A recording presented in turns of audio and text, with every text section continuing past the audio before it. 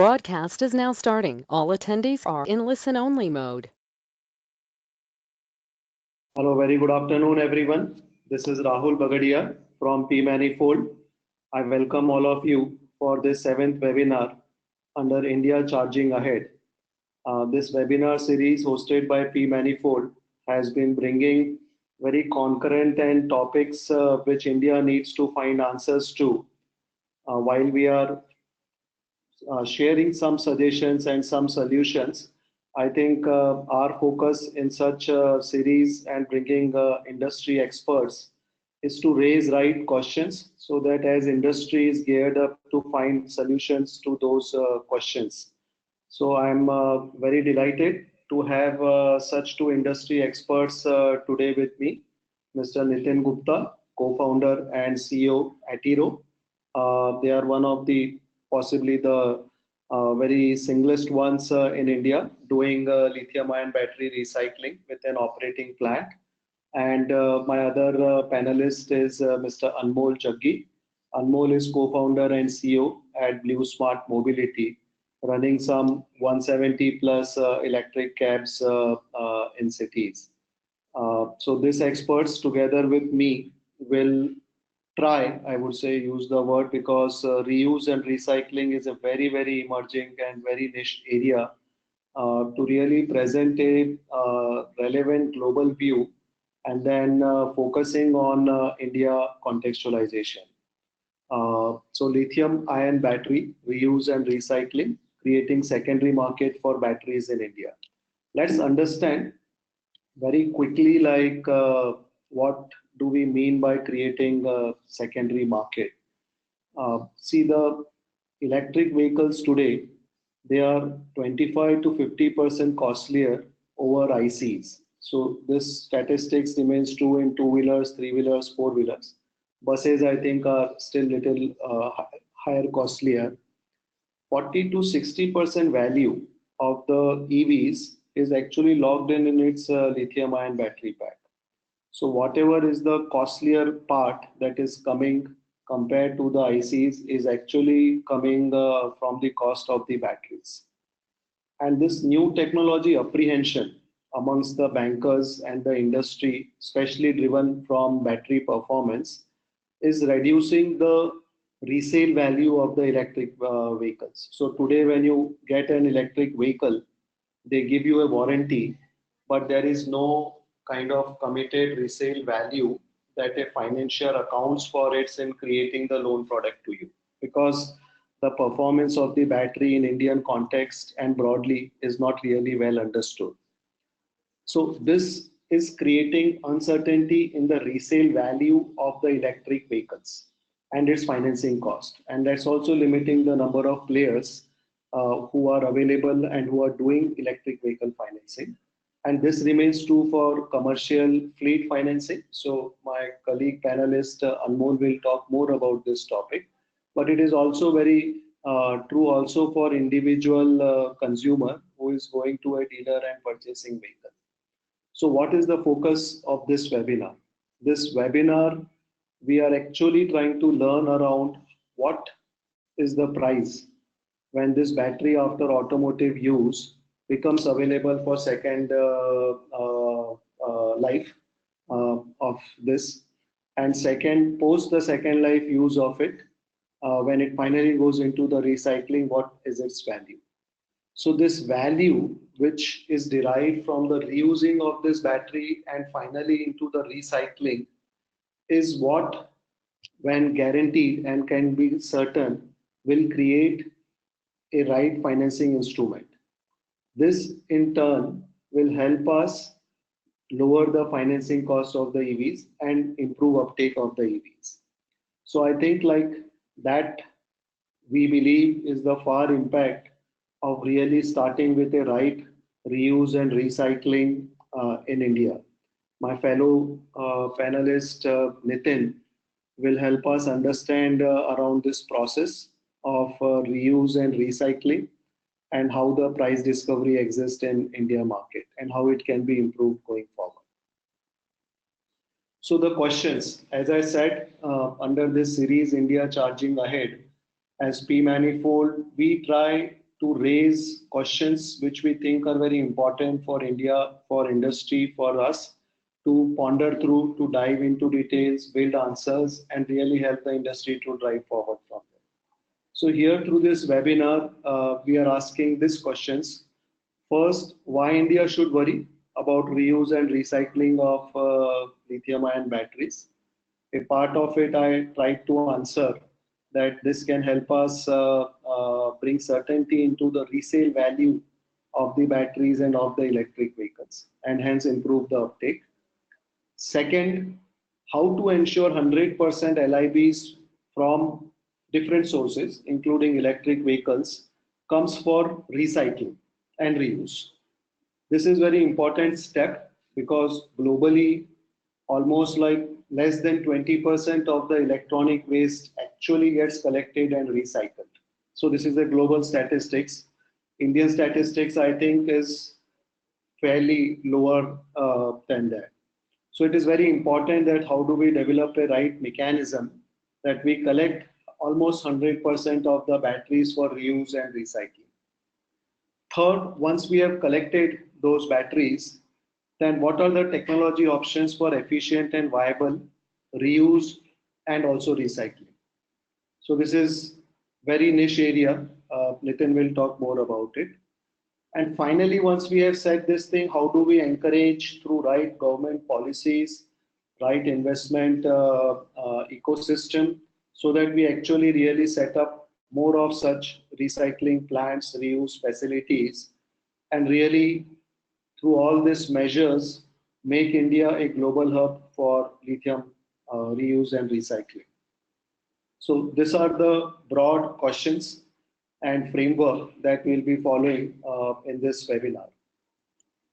I will be presenting a very quick global overview and then letting other experts to share their top points. So briefly, let's look into like what is the projection of lithium-ion batteries globally. This statistics is for 2025 projection. It is estimating 4.5 million tons of lithium-ion batteries is expected to become globally available in this. If you will notice that between electric cars, electric buses, electric bikes, scooters, all combined EVs, almost 70% contribution of this batteries will be coming from electric vehicle segments. And I think that is the reason that electric has major importance on the show. Let's understand of this projected global availability of lithium-ion batteries, how much actually goes into the second life use. So today it is less than 200,000 tons, which is 15% of existing capacity that is available for second life use. And of that, only 50% or less than 50% actually goes into the recycling. So these are the current statistics of second life reuse and recycling of the batteries. Again, the numbers are shown and projected across different equipments that will be contributing.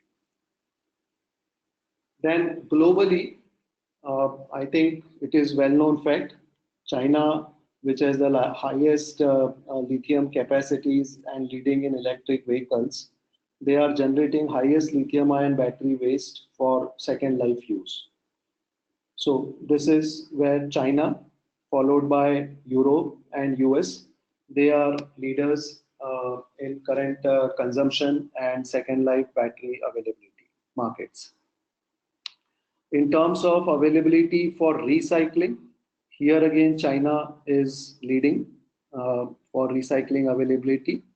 In terms of chemistries, LCO and LFP, these are primary chemistries that are again used in buses in China, and hence their availability for recycling is also the highest. So LCO and LFP are contributing highest chemistries in the recycling tons available. In terms of the billion dollars, how is the industry sized? It will become a 2.6 billion USD industry by 2025. There are estimates that for second life battery, the current prices that are traded are between $60 and $300 per kWh.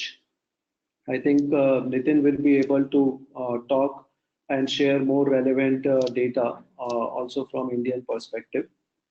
And this value, which today is kind of globally traded at $60 per kWh, is expected to reach to some $43 by 2030 per kWh. So this is the kind of pricing that is expected from the battery reuse and recycling. There is a lot being talked. Basically, batteries comes from all different chemistries. Each of those chemistries will have a very different composition of lithium, cobalt, nickel, manganese, copper, and all other different metals. Almost 60% is contributed by metals. While the most valued and talked elements are lithium and cobalt, but there are other precious metals and other metals which also contributes to a good revenue through battery recycling. So lithium forms some 9% weight of today's recycled tons, while cobalt is some 7% of total weight collected. I have already spoke about it. China has the largest capacity to recycle LIBs, followed by Europe, in Europe, France in particular, followed by North America and other countries.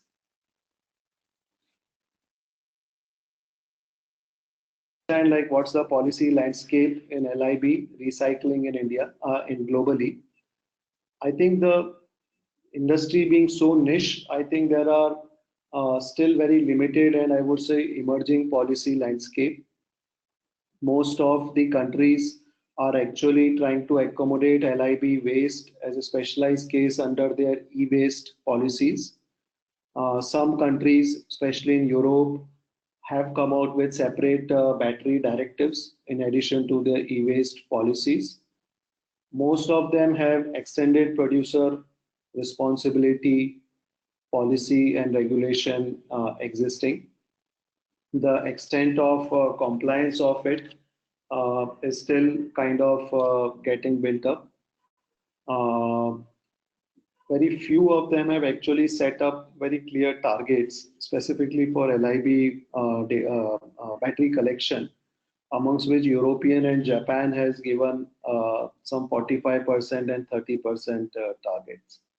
I think the different collection models which are working across different countries, I think this will remain actually really the key to really drive a good sourcing strategy for batteries getting collected and going to the organized recyclers. So with that very broad, I would say, global overview on this big topic, let's look into like what are the India strategy if we are looking to make India a global hub for LIB recycling. So one of the element is how do we tighten our existing structure of policies around e-waste, around battery directives, around extended producer responsibility. So we'll discuss more about this in Q&A session. What are the ways and means? I would want the panelists to take a note to also discuss this thing appropriately. Second, while India is still emerging, I would say a little slow than expected in terms of driving its EV numbers, we should not limit the recycling industry development based on only India waste. I think the need of the hour is like we should possibly start allowing imports of this waste, of LIB waste in particular, and create a strong sourcing strategy and set up efficient LIB recycling plants. We should not limit ourselves that we want to strengthen and de-risk our supply chain of lithium or LIB supply. Yes, that is the first thing that we should do, but we should start acting upon it quickly by allowing import of LIB waste. And third point, attracting private investments to actually start up and set LIB recycling plants.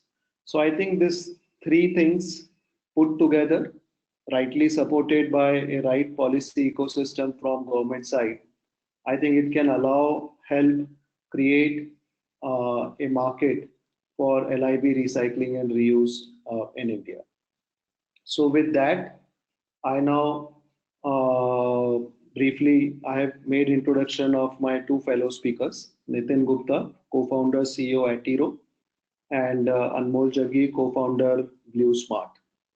I request Nitin to share his views coming from the recycling industry and years of experience, very strong patents in this space, and really help us understand the issues, the technologies, the economics around recycling, and possibly touch something around reuse as well. Nitin, please.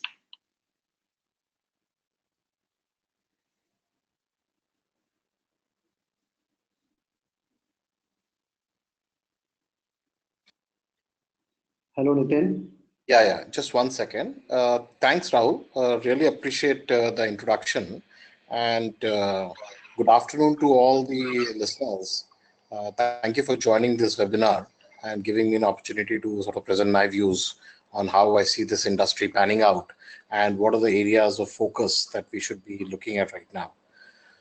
So the way we look at lithium-ion battery recycling, we basically call it urban mining because we are not essentially digging up the earth to extract the metals that go in making or manufacturing a lithium-ion battery, which include cobalt, lithium, manganese, nickel, graphite, copper, aluminum, iron, and other metals, right?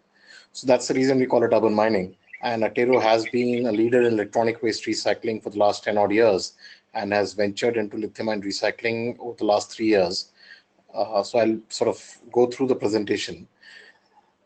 Well, lithium today is considered the new oil. It is considered that in the future, and starting right now, more and more energy will be coming from lithium-ion batteries. That's the battery technology of choice, largely because of three critical reasons. First is the charge density is the highest in lithium-ion batteries. The charging time span is the lowest, and the discharging time span is sort of high, right? So that makes it the ideal technology for lithium for storage of electricity, if you will, or energy, if you will. Now, please keep in mind that there are better technologies that are available or might be available in the future, including solid state batteries, all other kinds of combinations, and so on and so forth. But a significant amount of investment has gone into lithium-ion battery manufacturing, which today makes the de facto technology of choice today and going forward at least a decade, in my opinion, and it's not going anywhere. Right? Our vision from recycling lithium-ion batteries is that by 2030 to make India self-reliant in battery materials through urban mining. Now, it's a well-established fact that the critical metals that are required in manufacturing a lithium-ion battery are not available in India, right? So let's just take a step back and understand this issue slightly better. The government of India is pushing forward with the EV sort of policy and wants to make EVs the de facto vehicles in the country, largely because of two reasons.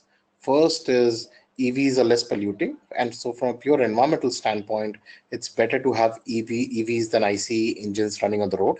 Second is India is a big importer of oil, and somehow if we can reduce our dependence on oil by switching to electric vehicles, then our forex bill will reduce, right?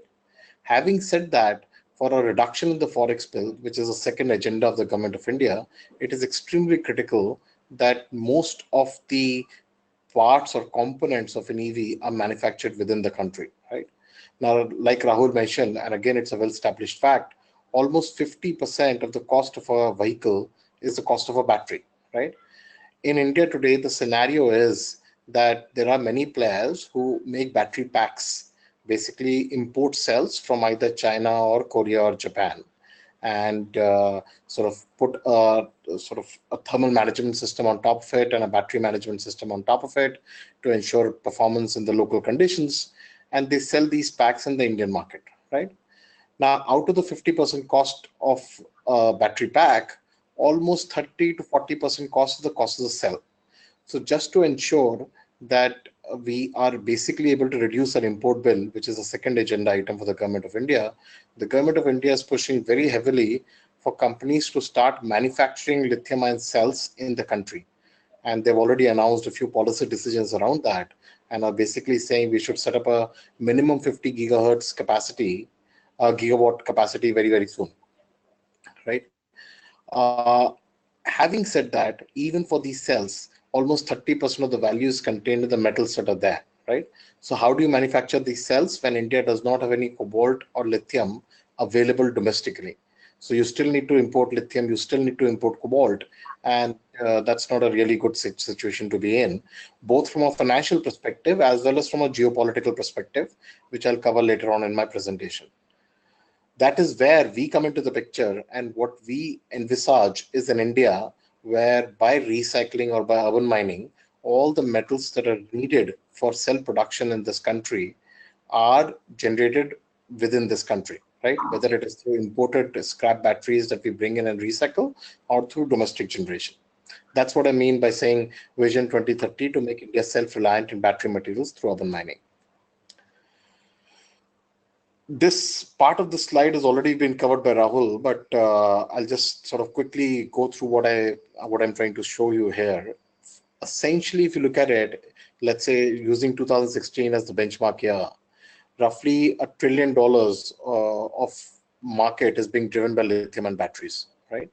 Large part of that market has been driven by mobile phones. All the mobile phones, all the laptops, all the tablets use lithium and batteries, right?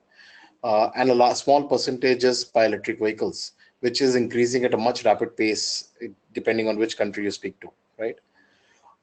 So that's a big market that's being driven by lithium and batteries. From that, the lithium and battery market per se is broadly around $50 billion odd in 2016, right? And it is expected to go to roughly $500 billion by 2030.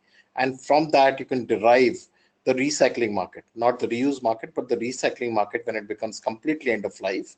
So it's expected to go to roughly $50 billion by 2030, right? Again, these numbers are, so if you speak to different industry people, the numbers might shift here and there, depending on collection rates and depending on battery chemistry and so on and so forth. The next slide gives you a view of what is the lithium reserve existing in the world today and what is the lithium consumption based on the EV rollout that's expected across different geographies and the sort of demand for lithium-ion batteries. So if you look at the top left-hand corner, basically we'll run out of lithium pretty soon. We're depleting lithium resources extremely quickly. And more importantly, lithium still is a sort of a metal that's available in abundance, and but cobalt will run out of by 2030, right? Based on the current known sources of cobalt and the current usage rates of cobalt that we have. On the bottom part of the slide, I have two charts showing a scenario in which 100% EV is there, right? So what is the demand for lithium and cobalt? And as you can see, the demand for lithium and cobalt jumps by roughly 2000% odd, which is huge, right? The next slide gives you a sense of the reserves available for lithium and cobalt and which part of the world these reserves are available in. So broadly around 7 million tons of cobalt reserves are available globally, and large part of these are available in the DR Congo region. Now, the reason I point out this region to you guys is that it's a region which is politically extremely vulnerable, and large part of the mines in this region are controlled by sort of non-government actors, and large amount of child labor is involved there. And this is also leading towards a lot of suppliers trying to figure out how can they use clean cobalt and clean lithium in their supply chain and not source any of these lithium or cobalt from conflict regimes like DR Congo and so on and so forth, right? Similarly, roughly around 14,000 tons of lithium reserves are available globally. And you can see, again, large part is available either in Chile or the Congo region, if you will. India has zero reserves of either lithium or cobalt. This again is a Indian specific slide. That is, it is expected at a certain scale of EV rollout. This does not assume 100% of EV rollout, but a certain scale of EV rollout. India recycling market for lithium ion will become $1 billion industry by 2030. Obviously, if the EV rollout happens as the government of India is envisaging it will happen, these numbers will shift upwards by a significant magnitude. Now, in terms of sort of quantity, India is expected to generate close to around 14 lakh tons of waste lithium-ion batteries by 2030.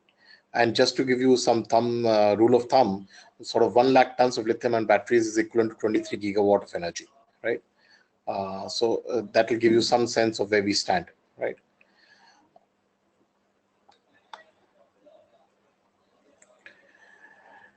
Out of the 14 lakh tons of batteries available, roughly 37% will come from mobile phones, laptops, and tablets, and the rest from EVs and storage energy market.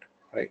Again, if the EV rollout happens much quicker than expected, then these numbers will change. But consumer electronics play a significant role in urban mining, and if you're able to start with that today, then we are ready to make sure that when the EVs are in the market, they can be taken care of both from an environmental perspective as well as from an economic perspective. So largely from a recycling industry perspective, recycling lithium-ion batteries helps us do three things. First is make sure that the discarded lithium-ion batteries or scrapped lithium-ion batteries do not pollute the environment and are taken care of in an environmentally friendly fashion, and basically a net positive impact and a not net negative impact on the environment. Second is sort of geopolitical challenges, which I said that most of the lithium and cobalt is mined in conflict regimes. So how do we ensure that India gets a control of the resources that it needs, and we do not need to rely on politically vulnerable countries for our own demands of energy? An Atero slide. Basically, Atero has, like Rahul mentioned, running a production plant for lithium-ion battery recycling in India for the last 2.5 odd years. We have applied for more than 16 patents globally on the technology developed by us in India. And just to again put that number in context, Atero is an e-waste company. E-waste, we have 10 granted patents in US, Australia, Singapore, China, and so on and so forth. But for lithium ion, we've applied specifically 16 plus patents, which are in various stages of grant at this point in time. Our output, when we say we recycle lithium ion batteries, we take end of life lithium ion batteries and extract pure lithium carbonate, pharmaceutical grade, which is higher than battery grade, mind you. So it's pure pharmaceutical grade lithium carbonate, pure electro-refined cobalt, pure copper, aluminum, manganese dioxide, nickel, and graphite. Right. So these metals are battery grade ready, and they can be directly used in cell production, if you will. This facility has been running for the last 2.5 years, and we are largely focused on consumer electronics right now. Almost 95% of the input scrap batteries that come to us are mobile phone, and 5% come from other consumer electronic goods, if you will. The technology that we have allows us higher recoveries. We recover more than 95% of cobalt and lithium in the batteries at a very, very high purity, battery grade sort of purity, if you will. And globally, if you look at it, the revenue by capex for us is 2.5 times compared to anybody else in the world, which basically means that our technology is able to deliver superior recovery, thereby leading to superior economic outcome. The plant that we're running for lithium-ion battery in India is compliant with US EPA norms and obviously with the Indian norms as well. And because IFC is an investor in Atero, so we're compliant with the World Bank norms as well. It's a completely zero waste water operation. And we're also the only company in the world to get carbon credits for recycling any kind of waste, including battery waste. The reason for that is UNFCCC, the nodal agency in the world to grant carbon credits, has basically agreed to a methodology which says that the energy consumed in extraction of metals by recycling by us is significantly less than the energy consumed in mining those metals.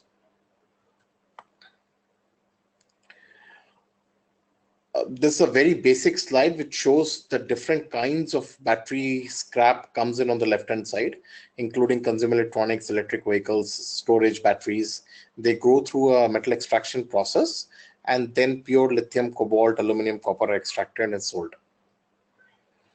Sourcing, how do we collect these batteries? Consumer electronics today comes to us from aggregators, which collect it from consumers or repair shops, if you will. They also come to us from manufacturers, whether it's Vivo, Oppo, Foxconn, name a few manufacturers, if you will, mobile phone. Their manufacturing waste and service waste comes to us for recycling. From an EV perspective, India does not have too many EVs on the road today. So we're not getting back EV batteries in large quantity. We do get some samples on and off, but these are largely from OEMs and not from the consumers today. But we believe that the collection of lithium-ion batteries should happen either from swapping centers that are being established by various companies in this field, or by the electric vehicle car dealerships where the consumer goes to sort of exchange his battery when it becomes end of life. Very similar to what happens in a lead acid battery ecosystem today. And mind you, the lead acid battery ecosystem is highly efficient in collecting scrap lead acid batteries, largely because the economic value is well established and there's an incentive to collect it.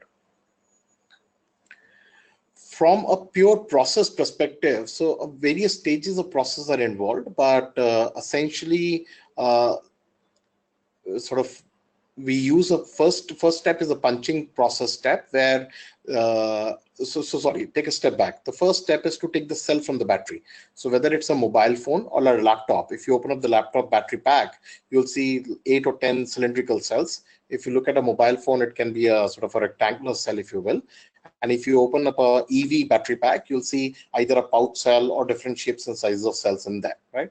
So a process is invariant to which battery pack comes in and basically works on a cell level and is completely invariant to the technology or the chemistry in the lithium-ion cell. So whether it's an LFP, an LCO, and an MC, our technology for recycling is invariant to any of these chemistries and works as efficiently across different chemistries, if you will, right? So the cell that comes out is put through an automatic punching process. And the reason for punching is if there's a residual charge in these cells, then it needs to be discharged before it goes through a mechanical chemical process. Otherwise, they can blow up, right? So punching essentially is a multi node punching, which basically ensures that all the residual charges taken care of. Post punching, these batteries are roasted to ensure a better recovery of sort of cobalt, lithium, and other metals from the base metals, copper, aluminum, and iron. After this, it's put through an automatic shredding process, and the shredding output is then fed into a water density separator. The water density separator gives us two outputs. One output is base metal, which include copper, aluminum, iron, and plastic, and the other output is black residue, which contains cobalt, lithium, graphite, nickel, and other metals, right? The base metal is put through a magnetic separation to separate out the iron from copper and aluminum, which is then put through a density separation process, which is mechanical in nature, where copper and aluminum come out, right? For further purification of copper, we put it through an electro-refining process. The black residue that comes out is put through a leaching reactor, and the leaching reactor output is then fed into a copper removal tank, which is an electro-refining tank, where basically it's a tank in which there is a chemical, a basic chemical, and there's an anode and a cathode. It's connected to a rectifier. Now, basic chemistry, if you're an impure solution and at a certain current and voltage, certain metal will get plated on the cathode. So in this case, copper gets plated on the cathode at a certain voltage, and the solution basically becomes copper free. The reason for this step is before extraction of cobalt, it's important to extract all the metals that interfere in its extraction. So copper removal and aluminum removal is useful for that perspective. Post the copper removal, aluminum is removed using a similar process, and then nickel is removed using a resin process. And then finally, that solution is fed into a cobalt electro-refining tank or cell, if you will. Now, this cobalt electro-refining cell is fairly unique, where it has cobalt being deposited on the cathode and manganese dioxide being deposited on the anode. So it's probably the first time that you'll hear of simultaneous deposition of two metals in the same cell using a electrorefining process, right? And then lithium is extracted as a carbonate and sodium sulfate comes out as well. This entire process is a closed loop, closed circuit process, and it happens largely in an automatic manner. And again, the important point to note is that it is an elimination process. That is, first you remove copper, aluminum, iron, plastic. Then you remove further remove copper, residual copper from the solution. Then you remove aluminum from the solution. Then you remove cobalt, and then lithium comes out. In India, we're the only ones who are recycling lithium-ion batteries today. Globally, there are a few companies, and I'll come to that in the future slides. But essentially, if you do a high-level comparison, the minimal viable capacity of our plant is like 300 metric tons a year, whereas minimal viable capacity of anybody else in the world is in tens of thousands of metric tons a year. Our extraction rates are more than 95%, whereas extraction rates of globally operating companies are in the range of 30 to 50%. And like I mentioned previously, the energy consumption in a process is extremely low, roughly 1/3 of anybody else in the world. The next slide, the slide that we are on, gives you a more detailed competitive overview or landscape that exists in the recycling field today. So essentially, the recycling today is happening, if you look at it, in three different buckets, right? First bucket is a pure smelting process, a pyro process, where these lithium-ion batteries, scrap lithium-ion batteries, are put into a furnace, and from there cobalt is extracted. Now in this process, lithium is lost as slag because the melting point of lithium is very low, and these furnaces operate at roughly around 1800 degrees Celsius. Cobalt is extracted at 90% plus efficiency, but there is no lithium extraction in the pyro process. The other process is basically sort of a combination of, it's a pure chemical process, if you will. In this chemical process, what happens is you take these lithium-ion batteries and put them through a chemical process to extract lithium and cobalt. Just because of interference of different metals, the extraction efficiency is 50%. So 50% cobalt is extracted and 50% lithium is extracted. There are some companies, especially one in Japan, where only mechanically they take these batteries and crush them and send the powder that comes out for either a pyro process or a hydro process. The technology that Attero has is a hydromechanical technology. We don't use any smelting. It's a mechanical engineering plus sort of chemical process, where our extraction efficiencies are 95% plus, largely because we remove sort of interfering metals at a mechanical stage and do it chemically before we extract cobalt and lithium and nickel from the input feedstock. This slide also gives you revenue estimated per 15,000 tons of plant across different technologies and revenue per capex, and how difficult or easy is it to put up these plants. On the top hand of this slide, you'll see the OPEX comparison, right, and the capex comparison that exists out there. So on whichever metric you look at it, the technology that Attero has developed is globally extremely competitive. Whether it's you look at recycling efficiency, you look at OPEX or capex, and it's extremely important that we scale this not only in India but in whichever part of the world we can. We've already discussed this, but the sort of background is that we're the leaders in electronic waste. We've done a significant amount of R&D there, 10 granted global patents, which enabled us to develop this process for lithium-ion battery recycling and sort of put it into production extremely fast. This slide gives you an overview of different patents that we've filed for lithium-ion batteries. It does not cover all the patents, but some of those, and just gives you a sense of what kind of technology that we're talking about, whether it includes electrochemical process for recovery of manganese and cobalt, whether it includes sort of the simultaneous deposition of cobalt and manganese dioxide in the same cell, and so on and so forth.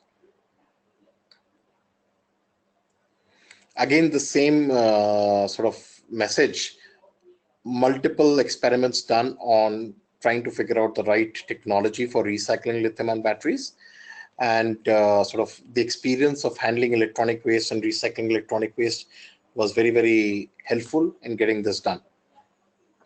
I'll skip this.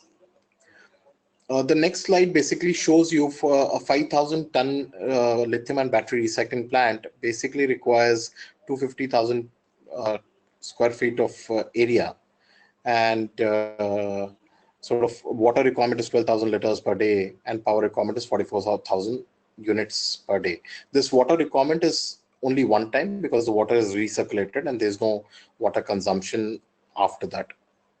And this gives you a plant layout, if you will. Again, for us to set up a 5,000 ton battery recycling plant takes less than 12 months, starting from identifying the land which we lease to getting the building ready, getting permits and licenses, and finally getting into production stage. This slide talks about our data, right, which we are running in production today. Please remember that this is for largely mobile phone batteries that we sort of recycle today. And as different battery sort of chemistries come in the mix, the numbers will change here. But broadly, we are seeing 5% cobalt, and we are seeing roughly 8% lithium. Lithium that comes out is lithium carbonate. And we are seeing different sort of 8% nickel and 14% aluminum, if you will.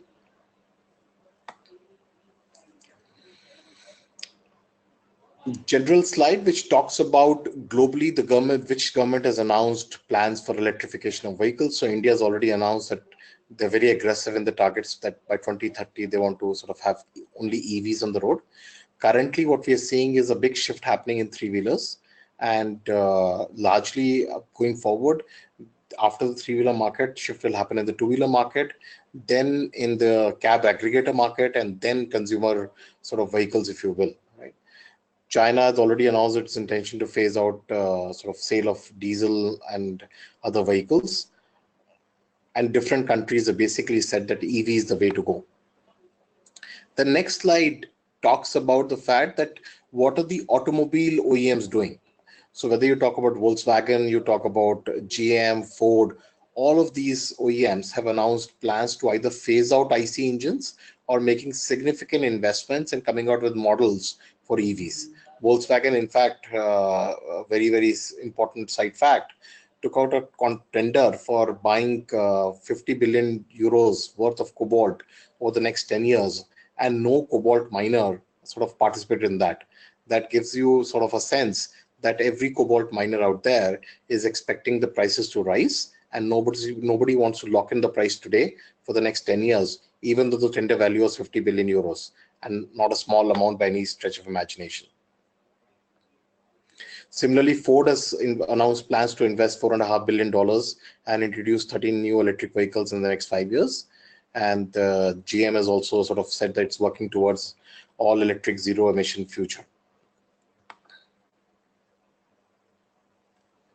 The next slide basically talks about the fact, what is the EV sales by region? Rahul covered it in his introduction, so I'll not spend too much time on this. And how the commodities, that is the lithium, cobalt, graphite, and their sort of demand changing in different scenarios, which you've already covered previously.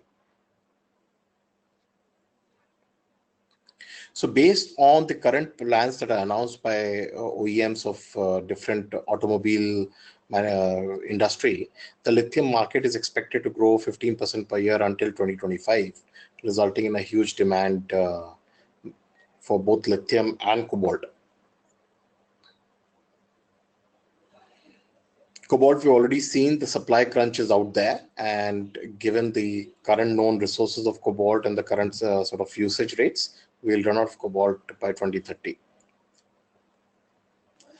This again goes back to the point that I was making earlier. A significant amount of investment has gone in setting up lithium and battery cell manufacturing. So there are few companies which are leaders in cell manufacturing: LG Chem, Tesla, BYD, and a few others are sort of the large players, and all of them are sort of enhancing the capacity or setting up new plants to sort of manufacture more and more cells. So lithium and battery technology as a commercial product will stay at least for the next decade, if not more. So why is lithium and battery recycling critical? First is India should be self-reliant in all materials used in lithium and batteries and not be exposed to geopolitical sort of considerations out there. In fact, the government of India has asked the PSUs to go ahead and buy lithium mines and cobalt mines outside India, and to secure their output, just to ensure that India does not become sort of dependent on any particular country for its own future energy needs. Very important that China is basically capturing the majority of lithium and battery materials in value chain. And in the next few slides, I'll quickly run you through what's happening there. Forex basically reduce the import bill and save large amounts of Forex. We believe that if we are able to make India the recycling hub globally, then $40 billion of Forex can be saved annually by 2030. That's the amount of money that we'll spend in importing cobalt and lithium and other battery materials required in this country based on the demand that's there. Very critical point. If you're not able to recycle lithium and batteries, then the scrap batteries that are generated by the local demand will sort of cause harm to the environment and will end up polluting our own cities, which is not a good thing to do. Essentially, if you're able to make India the recycling hub of the world, then we can create 2 million direct and indirect jobs for 2030. And our aim is to make India the #1 producer of lithium and battery materials globally. Now, the point that I made earlier, China is capturing the cobalt refining market.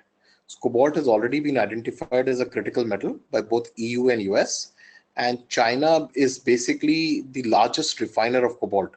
Now, keep in mind that China is not the largest miner of cobalt. China does not have huge mining resources. That's in Congo or Bolivia region. But these mining outputs come to China for refining, and China controls more than 90% of the world's refining market for cobalt, which is a very scary thing from a geopolitical consideration. As Rahul mentioned, China is also capturing the EV market. It is today the largest EV market globally in the world, but it is ensuring that its companies are the largest in cell manufacturing, different EV component manufacturing, battery pack manufacturing, and are sort of capturing that market globally as well.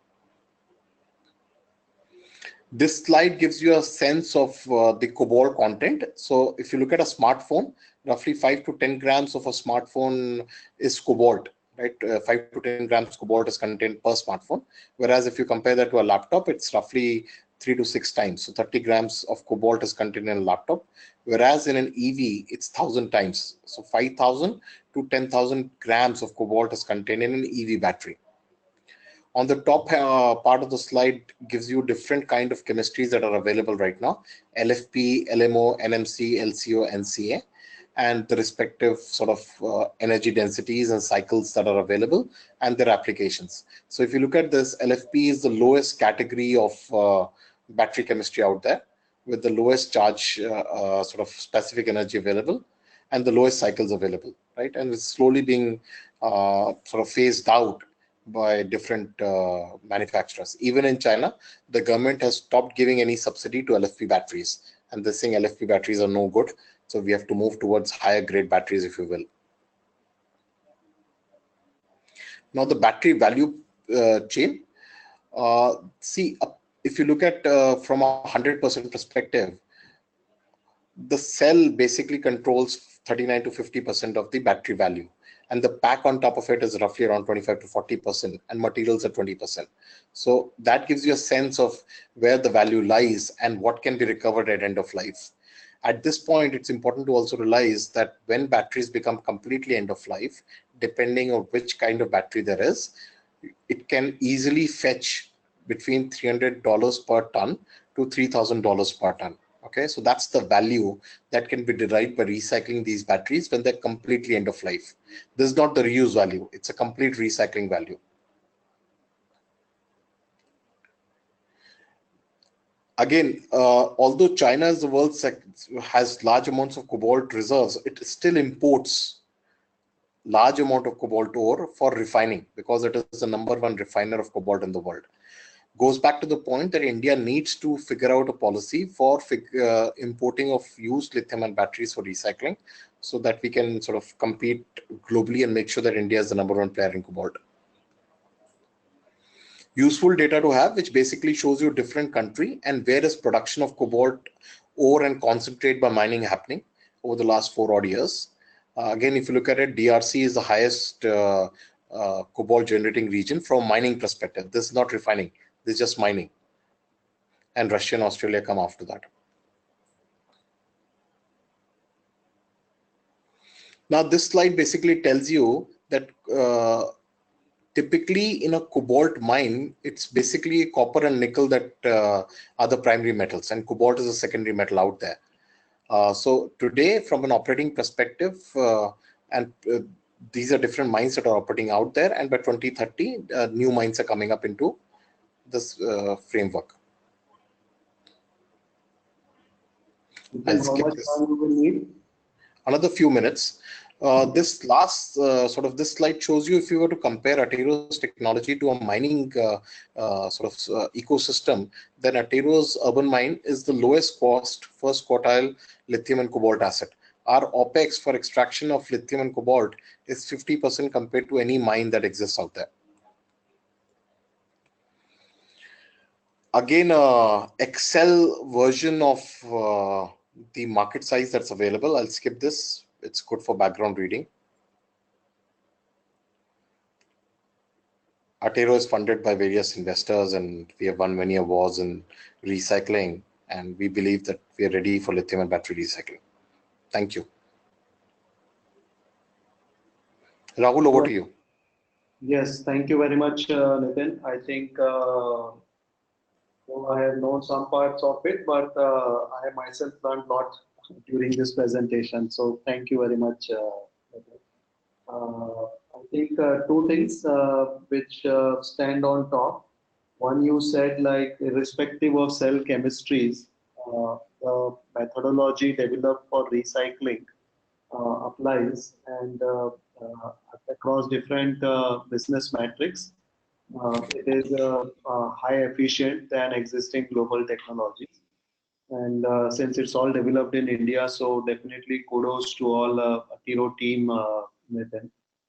And second, I think in our Q&A session after Anmol speaks, Nitin, if you can also elaborate and compare this $300 per ton recycling value that you kind of suggested globally, and give us a more easier metric by which people understands today. So like people understands like almost around $300 per kWh of a new battery, so that this battery after 5 or 8 years when it goes for complete end of life recycle, then that per kWh value is how much. So if you can use this time to do that calculation, we will await answer for that. In the meantime, let Anmol share his thoughts. Very, very important because here we are trying to, while Nitin talked about like how recycling can be done and why it should be done, one of the key impact which the industry and players like Anmol who are running EV fleet aggregators and amongst the leading players to really put EVs on test, they are seeking financing, right, for their needs. And as a commercial fleet operator in electric vehicles, I'm looking forward to learn from Anmol how what challenges he faces when he goes for financing his EV today, and where does he think that if a well-developed recycling market, what Nitin is suggesting could be developed in India, what impact it could have on his price for EVs in the market. So Anmol, we look forward. Your presentation is viewable. Please continue. Good evening, everybody. Thanks, Rahul. Thanks, Nitin. We run an electric mobility company called BlueSmart. We run about 170 all-electric cabs in the NCR region, expanding to 1,500 cars by next March. So we'll be a big consumer of lithium batteries, lithium-ion batteries. The batteries which are being currently used in our cars are all LFP batteries. These cars are being manufactured by Mahindra and Tata. We use Mahindra e-Verito D6 and Tata Tigor C2. These models of cars is what we use, and essentially both of these have LFP batteries, and the Mahindra D6 has a 20 kilowatt hour battery, and the Tata Tigor C2 has a 16.5 kilowatt hour battery. So this is the fleet that we are currently using, and like I mentioned, we are moving ahead, and we are quite rapidly expanding our fleet. We also have our own charging stations through which we charge our electric cars. And our basic intention of getting into the electric mobility space was unit economics. We believe that unit economics on electric mobility are far better than unit economics on an IC engine, especially if run on diesel. With CNG, it's a bit more competitive, but still electric scores on unit economics. While we talk about unit economics, one of the important things, as we all would know, is that currently electric cars cost about 30-40% more than the normal IC engine cars. So the photograph that you see is of a premium sedan car, which is our own Mahindra e-Verito. This costs us about close to 10.5 lakhs. An equivalent Swift Desire car of a same size would cost about 6.5-7 lakhs. So we are about 40-50% more expensive than an IC engine car. Where we score is essentially the unit cost of running the car is just about 1 rupee a kilometer. So on fleet operations, like Nitin had also mentioned, the fleet operators would be the first ones to adopt electric mobility, and then it would move to personal use. Now, like I mentioned, so we have about 170 cars expanding to 1,500 cars by March. By March, we would have something like close to 3 megawatt-hour of batteries that we are charging every day at least twice. So this would be, I do not know in tons how much does it make, but about 3 megawatt-hour of batteries is what BlueSmart would be having. One of the things when we go ahead and buy these cars, so because we are a electric mobility company, a consumer internet play where you have an app, so is that we have to constantly raise debt for buying of these cars. We have the first 70 cars came to us on lease model, and the next 600 cars, out of which we have taken delivery of 100 and another 400 we shall be taking delivery, are financed on debt. When we bought, so we bought about close to 60-70 crores of cars, electric cars till now. And some of the few challenges that we have faced in financing of our EV fleet is that if it was, let's say, a Toyota Innova that I was leasing or a Toyota Innova that I was buying, Toyota Innova, if I default on my debt payment, Toyota Innova can be recovered by the funding agency and can be put to use with another operator.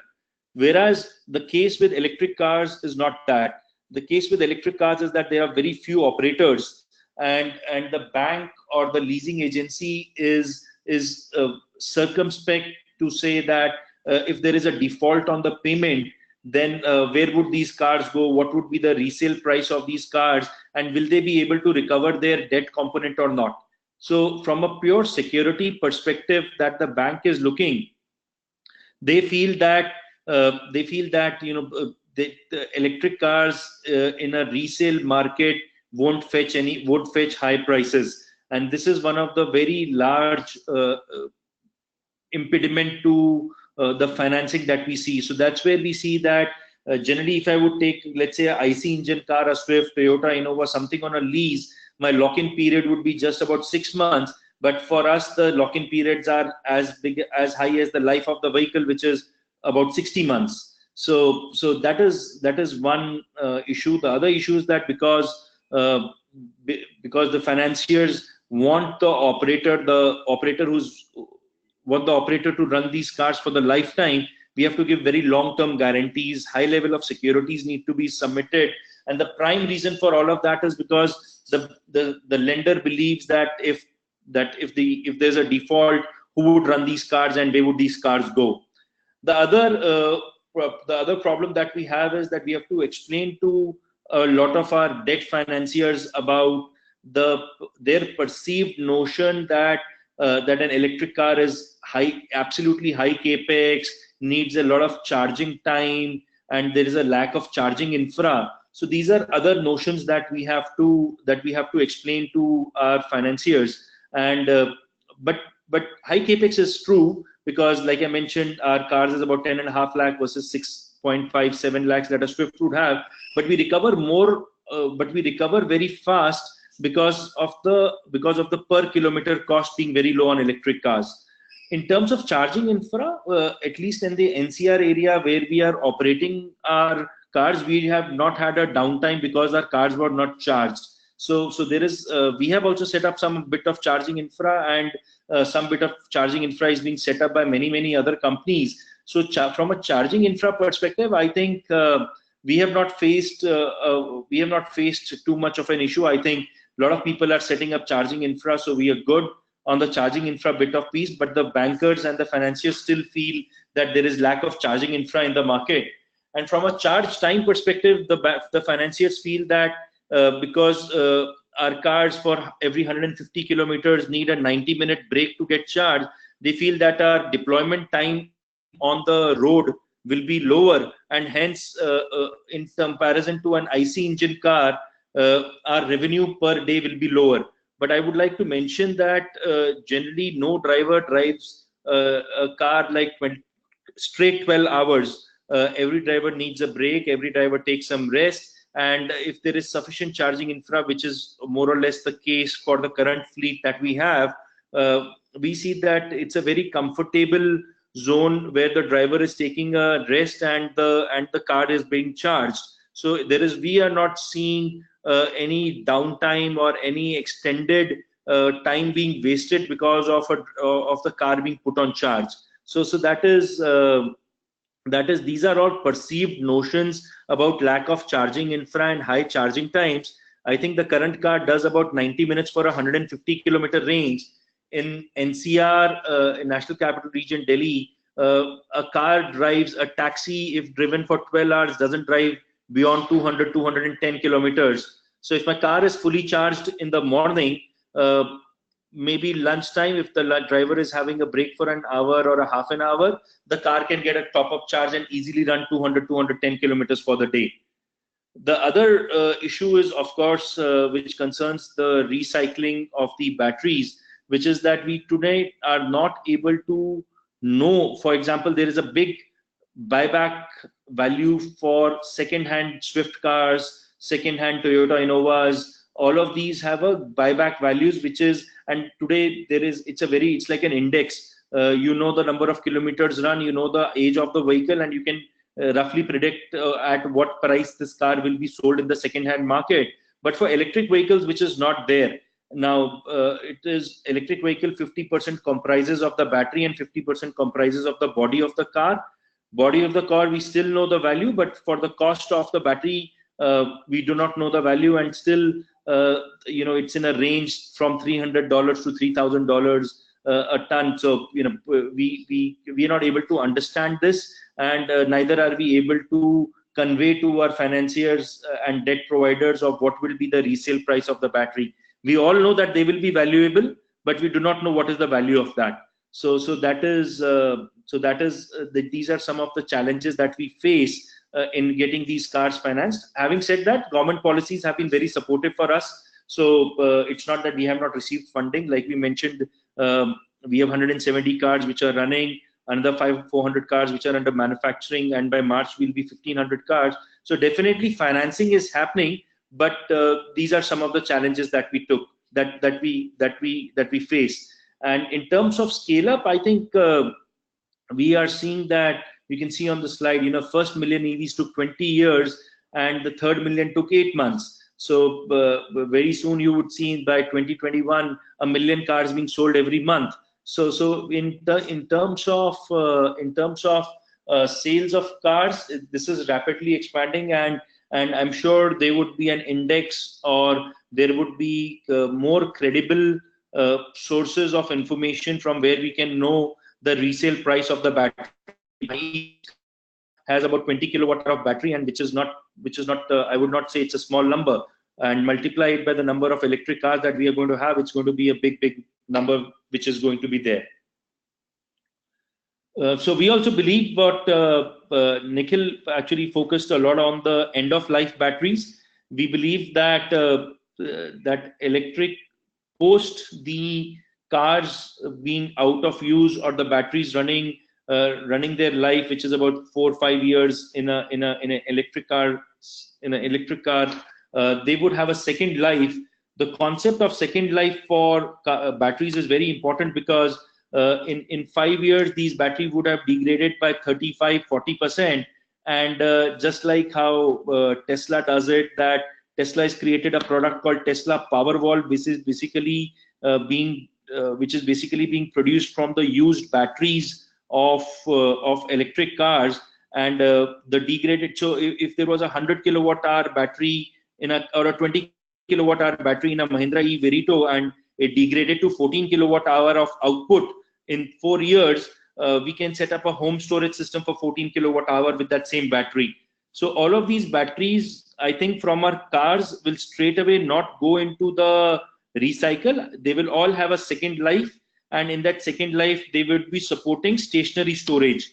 So there are two type of storages, energy storage components. One is a mobility led storage component, which is the electric cars, and then there is a stationary storage, which is basically the requirement in the homes, the requirements with renewable energy projects, because renewable energy projects also now require stationary storage to make infirm power as firm power. So we believe that batteries from our cars will not end up straight away for recycling, but they would go ahead and have a second life. So that's what our belief is, and of course time will tell. And essentially, after 3-4 years in the car and another 3-4 years as second life, then they would end up in a recycling plant and get recycled.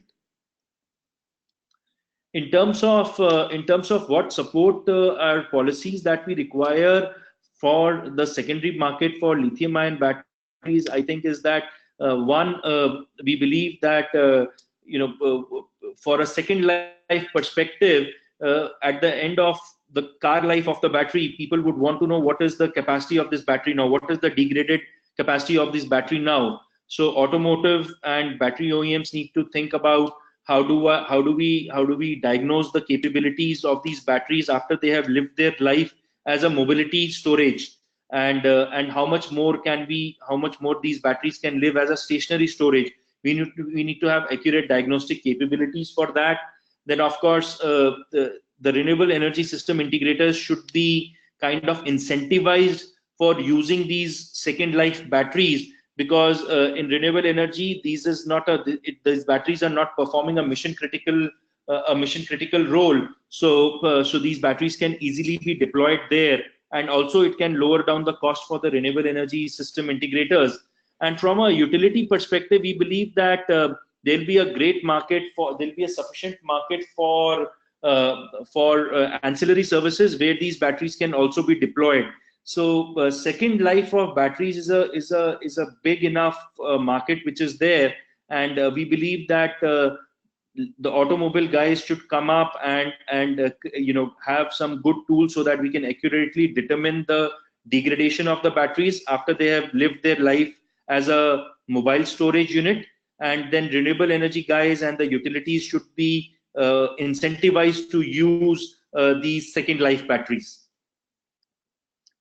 And from the current policy in the electric vehicles that we see, I think great efforts done by the government in ensuring that charging is now a service. And earlier it was only the domain of utilities now, but charging has come in as a service, which has helped us a lot. I think yesterday Tamil Nadu launched its new electric vehicle policy. There is an electric vehicle policy in Uttar Pradesh. There is an electric vehicle policy in Karnataka. There is a central electric vehicle policy. So we believe that all of these policies are helping to kind of create a demand for electric vehicles, which is great. Whether it is on the two-wheeler side, the three-wheeler side, the taxi side, or the bus side, we are seeing it everywhere. If there could be certain more support provided towards financing of these cars, that would be great. And especially if there is a resale market for these cars which is established, I think that will go a long way in helping us in financing these cars. So this is what I had to present. Look forward to questionnaire, and thanks to P Manifold for giving us the opportunity. Thank you very much, Anmol. I think it is a very valuable presentation, understanding how is my screen visible, Yamini? Yes, your screen is visible, not the presentation now. Yeah, now it's visible.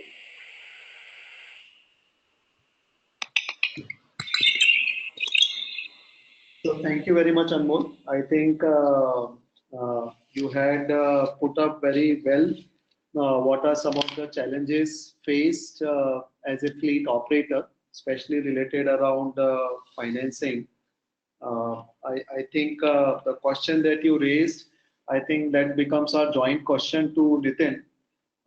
Nitin, like you mentioned about this $300 per ton kind of value or price discovery around batteries. I think global market, this number is being looked upon, what Anmol also said, between 300 to almost $3,000 per ton. What is leading to this variation, and how do we drive it? Yeah, thanks, Rahul, and thanks, Anmol. Great presentation. So basically, I did say that the value that a battery can fetch when it is end of life is $300 to $3,000 per ton, which converts to, on a cell basis, 15 kilowatt hour, $15 to kilowatt hour to $150 per kilowatt hour. Right now, the higher price is basically for higher cobalt content. The batteries that have extremely high cobalt content, they fetch the higher end of the price, and the batteries which have lower cobalt content fetch the lower end of the price. So LFP batteries, typically end of life, their cells will fetch $15 per kilowatt hour. Okay. I think that's a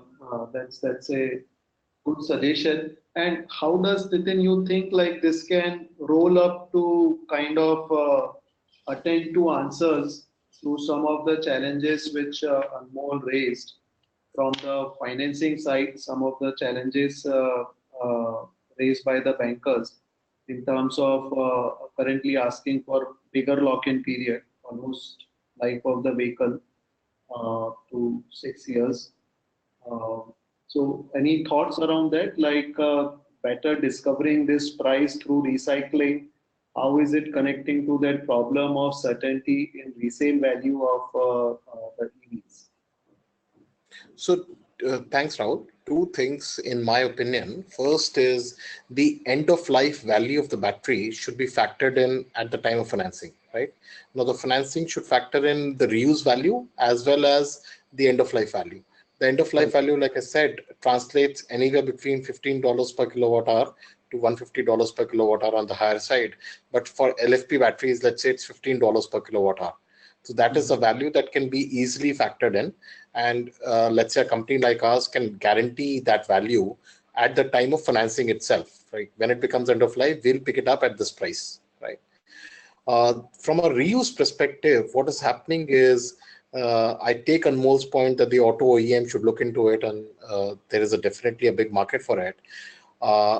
My own assumption or my own understanding of the market is that the people who are using lead acid battery packs today, the reason they're not switching over to lithium and battery packs is largely because, and I'm talking only about stationary storage right now, is largely because of the cost of the lithium ion cells. So if a reuse market can be created within this country, whether we look at global sort of local demand or global demand supply, it's there for the taking. Anybody can pick it up, and in fact we are looking to enter into this area. We are having serious discussions with a lot of stationary storage players that if we supply you a sort of refurbished or reused lithium and battery cells and put them in a pack for you, would you be willing to take it at what price points? So that price discovery for us should happen in the next few months, and then we'll see how to take this forward. That is great to know, Nitin. Like some of the numbers that I quoted from some studies, like current second life use value of the battery packs is ranging from some $63 to almost $300 per kWh. And I think this is being looked upon that it may reduce to around $43 by 2030. Any thoughts while you are also exploring within Atiro to go for reusing? Like that ballpark of $60 per kWh for reuse, is that a good number? Because $60 second life use, and currently, let's say, even assuming a cost of $300 per kWh, we are still talking of at least 20 to 30% of battery value getting certain and being used as guarantee upfront. I think that has a huge potential to offset the existing incremental cost of batteries of almost same order. So do you think that that $60 per kWh second life use is a good estimation for India, or you would put some range to it, and what would be that range? So I would agree that $60 as an upfront cost is a good value to take, Rahul. But from a market perspective, even if the good rule of thumb is that these can be sold at 50% value. Okay. Now, obviously, there'll be sort of selling costs, there'll be agency costs, and so on and so forth. So 30% of the value is a good value to take for the seller. But ultimately, it will be sold in the market at 50% price. Okay.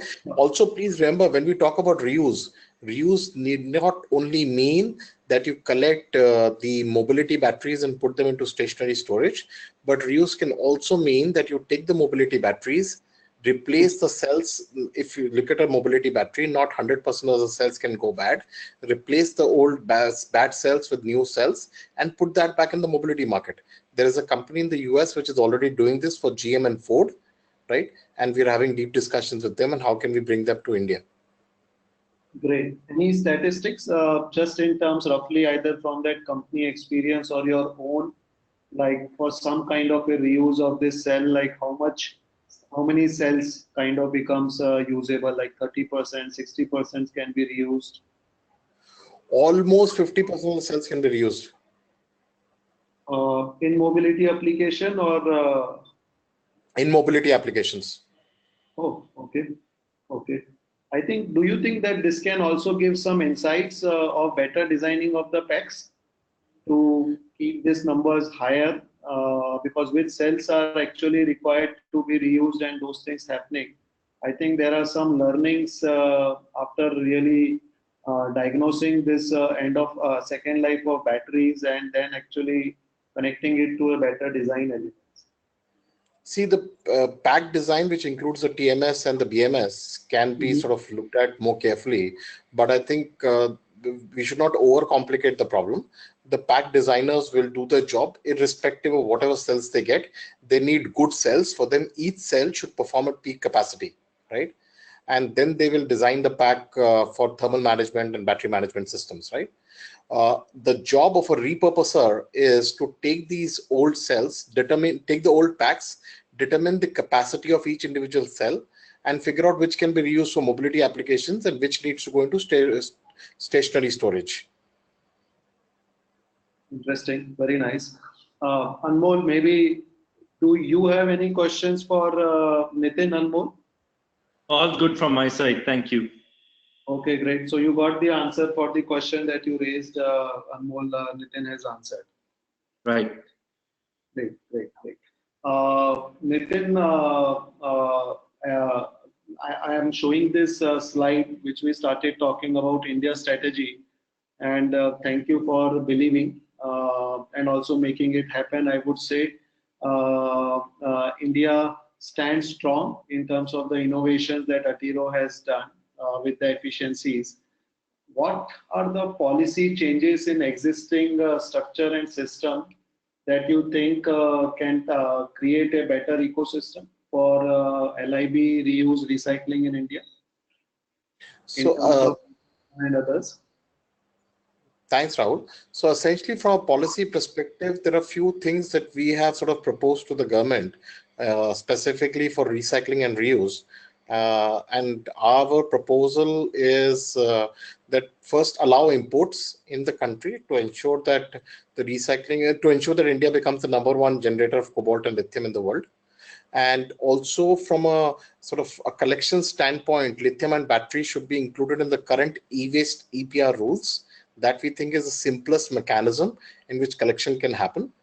The third thing that we proposed to the government of India is that the GST on scrap lithium-ion batteries is varied. If the seller considers them under electronic waste, it is 5%, otherwise it's 18%. So we said just rationalize it, don't reduce or increase it, just rationalize it.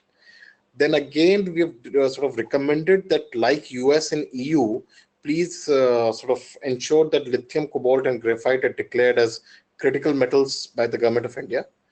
So these are things that we have suggested, and this we believe are good policy decisions to take. Last but not the least, we have also recommended that lithium-ion battery recycling and reuse industry should get the same policy benefits, fiscal and other policy benefits that EV manufacturing gets. Like Anmol mentioned, a lot of states are providing a lot of benefits. So same should flow to a EV, to a battery recycling or battery repurposing industry.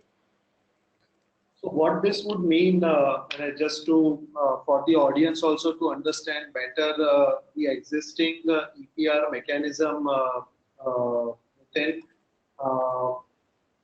what it would imply to OEMs? Like, is it mean like their 100% of production, assuming like 5 years of end of life of the vehicles, should be definitely, how is it monitorable? Like even in the existing EPR, I think there is no kind of penalties. If those things are not being binded, are there any kind of penalties on OEMs and the system or producers not complying with the EPR targets? Yes. So there, in the electronic waste regulation that the government of India has now started to implement significantly, every producer has a certain target based on sales of products that they sell, and if they do not collect and recycle those amount of electronic waste, then there are fiscal penalties and also penal penalties. So for example, LG has a target of 70,000 metric tons of electronic waste they need to collect and recycle this financial year. Samsung has a target of 50,000 tons of electronic waste to be collected and recycled this financial year. Similarly, Godrej has a target of roughly around 20,000 tons. Whirlpool has a target of 30,000 tons. So these targets are based on sales that these companies generate. And you must have recently read in the papers, the government stopped imports of Samsung, Apple, and so on and so forth, causing a loss of 5,000 crores odd, or that amount of material was stuck, right? So the penalties are huge. But I'm a big proponent of sort of free markets, and I don't think that the penalties and other things are the way to go. See, essentially from a collection standpoint, as long as there is money to be made in the value chain, collection will happen. Okay. If the value chain, no money is to be made, collection will not happen, irrespective of whatever penalties are put in. Even in Europe and US, like you mentioned, Europe and Japan for that matter, even after having a very stringent EPR regulation and the community being generally environmentally friendly, the collection rates for electronic waste are like 30-40%, right? So the difference in lithium-ion battery though is that there is money to be made in sort of collecting and selling scrap or reusable lithium-ion batteries. As long as the financial benefits of each player are taken care of, the collection mechanism will work out on its own. Even for lead acid battery, which is a good equivalent to use, lead acid batteries in India are collected at a significantly high collection rates, just because there's a set value that the collector can get by selling these lead acid batteries to a recycler. Okay. But like whatever way, like there are still some concerns over the way it gets collected and disposed. Do you think that similar things will happen in lithium ion, or you think the technology and those things remain complicated that it will have to go through like organized recyclers in lithium ion battery collection and processing value chain? See, the lead acid battery value chain is fairly simple. There are large reprocessors or recyclers of lead acid battery. You can just take these old batteries and sort of smelt this lead, and you can get pure lead out of it. It's environmentally extremely hazardous, but people don't care. So there's a large amount of recyclers out there. From a lithium-ion battery recycling ecosystem perspective, just because the technology is extremely complicated, it's not easy for an informal sector player to set up shop and extract cobalt and lithium. They can extract copper, aluminum, and iron from it. As long as they get paid more than that value, they're happy to sell it. Why would they go through the process of extracting it?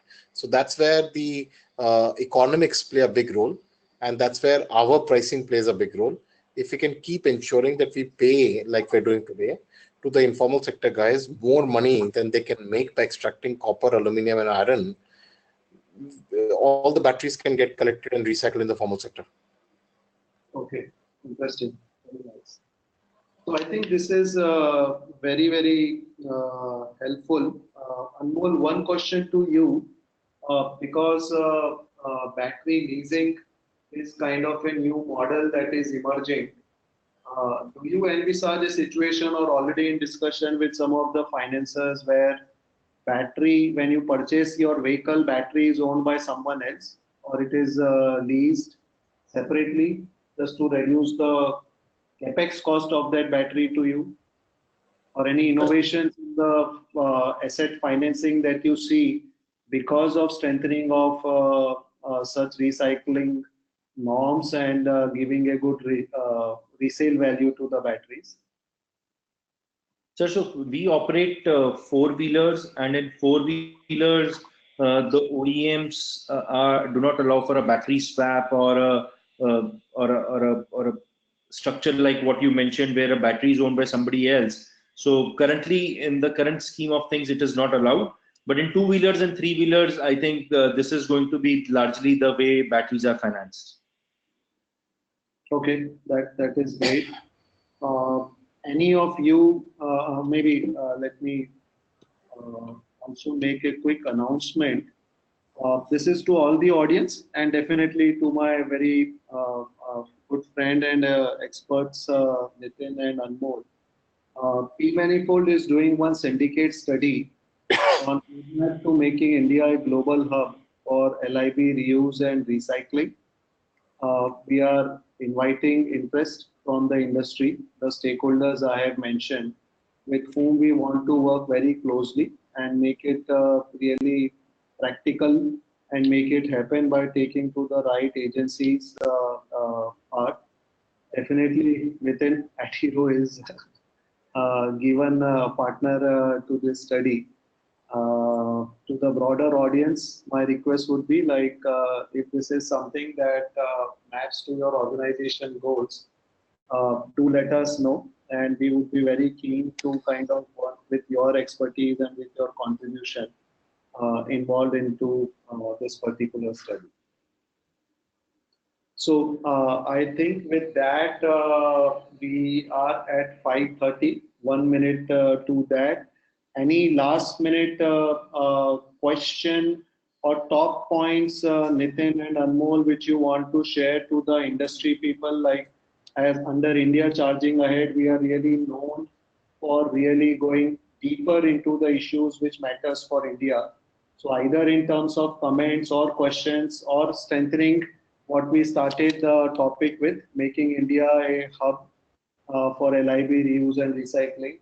Any last comment that you want to add? And with that, we will close today's webinar. So yeah, from my side, I would just say that if there is a second use index which is got now created for an IC engine, if it gets created for electric vehicles, it will help a lot in increasing the adoption of electric vehicles, because every car buyer, when they are buying a car, also understand that what would be the resale price of the car. All of us, whether we have bought IC engine cars or whether we have bought electric vehicle cars, we always think about the resale price of the car. And if we can create an index or a mechanism to determine that, it will be great. It will really help in electric vehicle adoption. Thank you very much, Anmol. I think that it's a very valuable input. We would want you to be one of the industry supporter for this study. We'll actually include this thing as one of the outcome of this study, Anmol, where we will kind of define that matrix, which can be used to define the resale value of an electric vehicle and resale value of second life use of the battery or the other points. So I think that will become, I think, one of a very practical and tangible output from this study. So yes, we will add to it, Anmol. Thank you very much. Nitin, do you take up this challenge together with us? Yeah, definitely. Very, very keen and very interested, Rahul. Also, I see there are a lot of questions from the audience, and I don't think we have time today to answer those. But Rahul, if you could share Anmol's and my email ID, or you can direct these questions to us, happy to answer them. Very, very quickly, I went through the questions, and one particular person asked us in terms of battery chemistries, just because the process itself is a mechanical chemical process, it does not matter what the cobalt content is, it does not matter what the nickel content is, it does not matter what the lithium or graphite content is. Our process does not change based on the input battery chemistry at all, right? That is right, Nitin. So to all the audience, thank you for sharing your questions. Feel free to write to us. We will ensure that we will share these questions and their answers. After confirmation from our speakers, this webinar recording will also be made live. So you can also check some of these things from there. So that is great. So I think this is good. Thank you, Nitin. Thank you very much, Anmol, for your valuable time and this effort. It's very valuable and it goes very high and far deep into strengthening India as an industry in EVs and broader. So, and thank you very much, audience. We look forward to keep continuing and sharing knowledge. Thank you. Thanks, Rahul. Thanks, Rahul. Thanks, Anmol. Thanks, everybody. Thanks, Yamini. Thank you. Yes, thank you very much, Yamini. Yeah, thank you so much.